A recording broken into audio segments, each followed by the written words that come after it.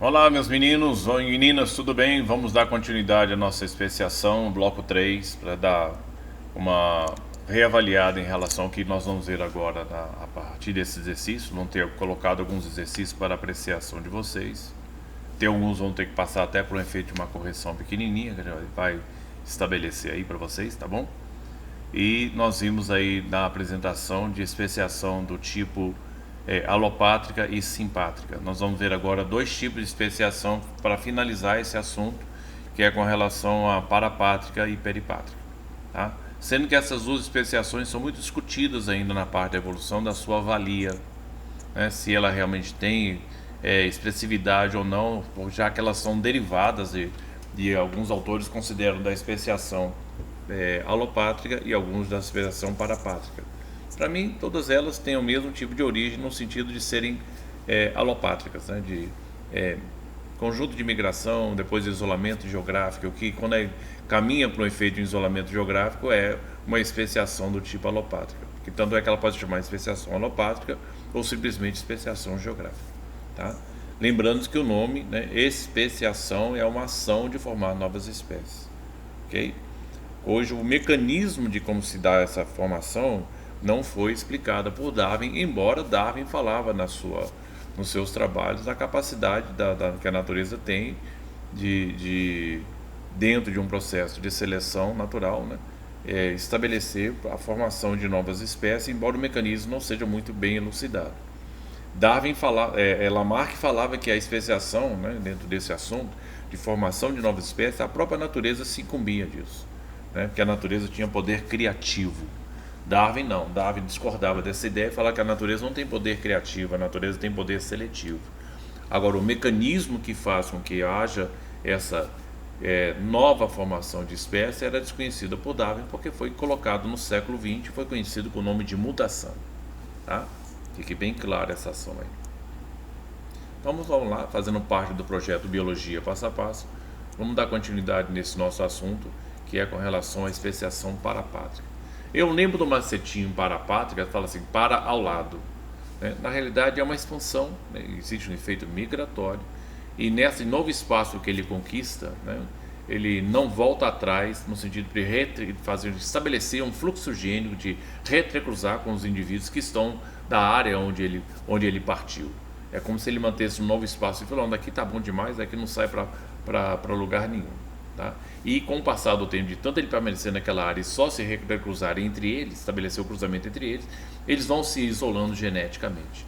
Então, a interrupção do fluxo gênico, e nessa interrupção do fluxo gênico, como as mutações acontecem ao acaso e não são compartilhadas, tem tudo para formar uma nova espécie, culminando, né, fechando no isolamento reprodutivo. É essa a ideia que você não pode perder da cabecinha de jeito nenhum. Então tá aí, ó. Na especiação parapátrica não há separação geográfica completa entre essas duas populações que estão isoladas. Isso implica que algum fluxo gênico ainda pode acontecer entre eles. Então o que se entende por fluxo gênico? É a transferência de genes de uma população para outra. Enquanto o fluxo gênico for mantido, você não tem a formação de nova espécie. Você pode ter uma formação de subespécie, de raça, mas não significa dizer que são espécies distintas, tá? Então, para ver a formação de espécies verdadeiras, da especiação, como não está falando, o fluxo gênico tem que ser cortado, estabelecendo o que a gente chama no final de um isolamento reprodutivo. Isso tem que estar bem claro na cabeça de vocês para ver o que é a finalização de uma especiação, tá?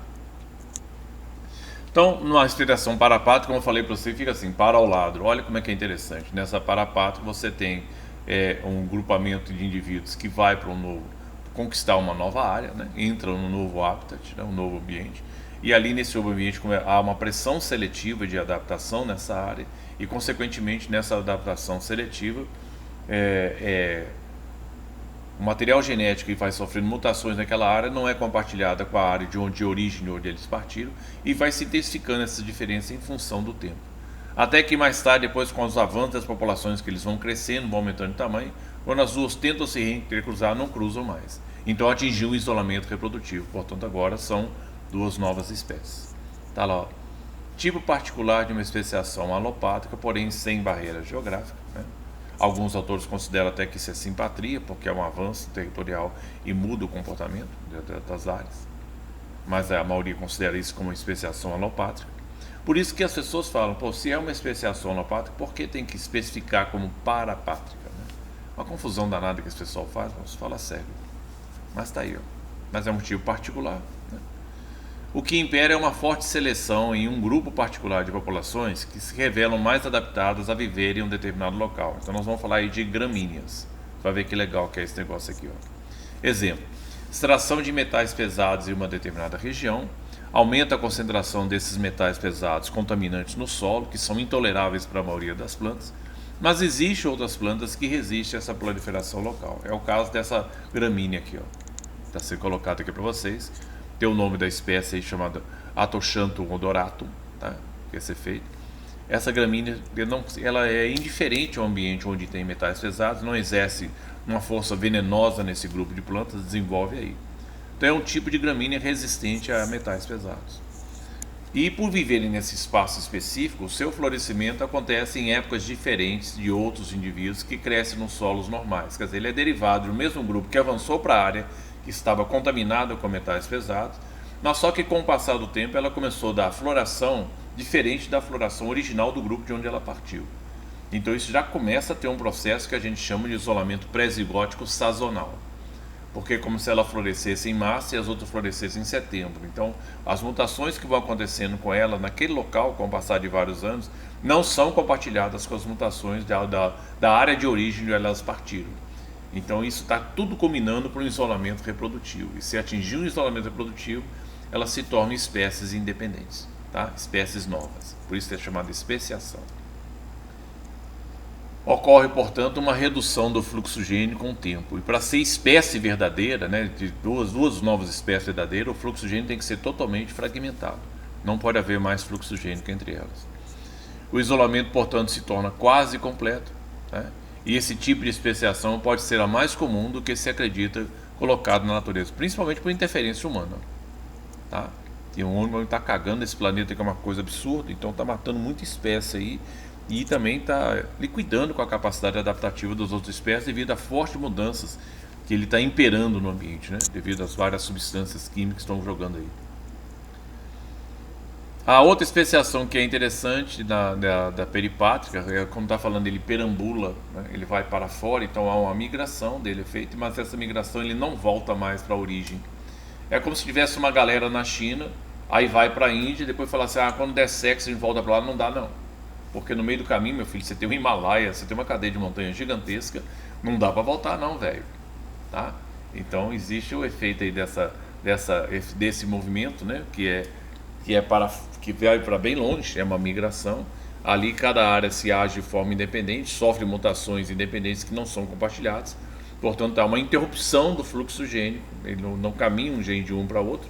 E com o passar de vários anos, depois que elas se intercruzam, elas se tornam espécies que são distintas devido a várias incompatibilidades que podem ser pré-zigóticas ou pós-zigóticas, vai ser citado aí para frente.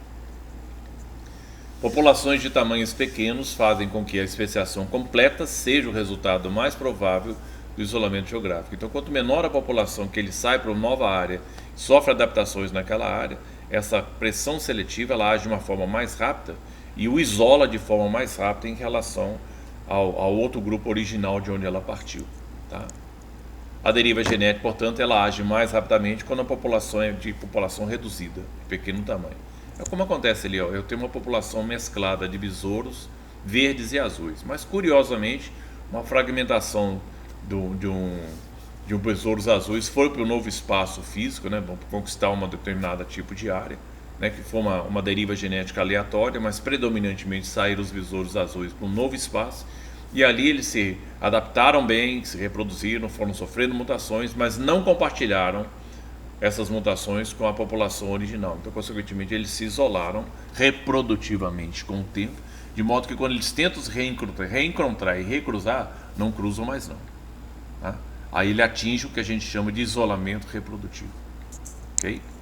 Então, a deriva genética e talvez fortes pressões seletivas causariam uma rápida mudança genética na pequena população, né, como está sendo colocado lá em cima de besouros. Essas mudanças genéticas poderiam levar, portanto, a uma rápida especiação, tá? Não tanto tempo assim. Okay? Aqui você tem uma especiação peripá explicada que é muito bonitinha da história da mosca da fruta. Você tem caixa de banana podre contendo larvas de determinadas moscas da fruta do seu interior, caiu no mar, foi levado e foi em direção a uma ilha. Tá lá, ó. Desastre duplo.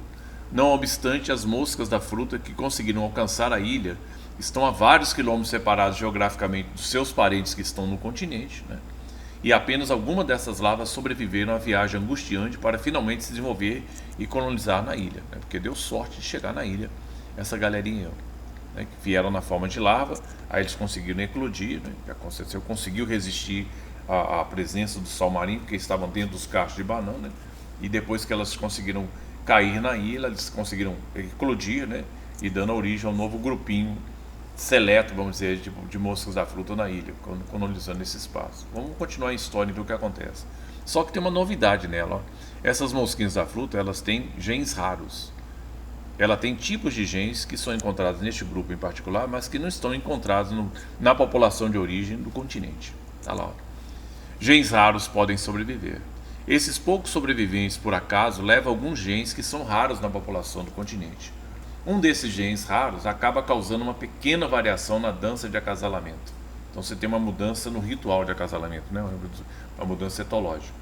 Outra causa é uma ligeira diferença no formato genital masculino. Então você vai ter uma incompatibilidade mecânica de cópula, já que ele consegue modificar a genitália masculina, né, da ilha, que vai ser diferente do continente. Então consequentemente vai ter mais para frente, se eles vierem a se reencontrar, uma dificuldade de cópula, né? Isso é o que a gente chama exemplo de efeito fundador, porque esses elementos é que estão fundando uma nova população.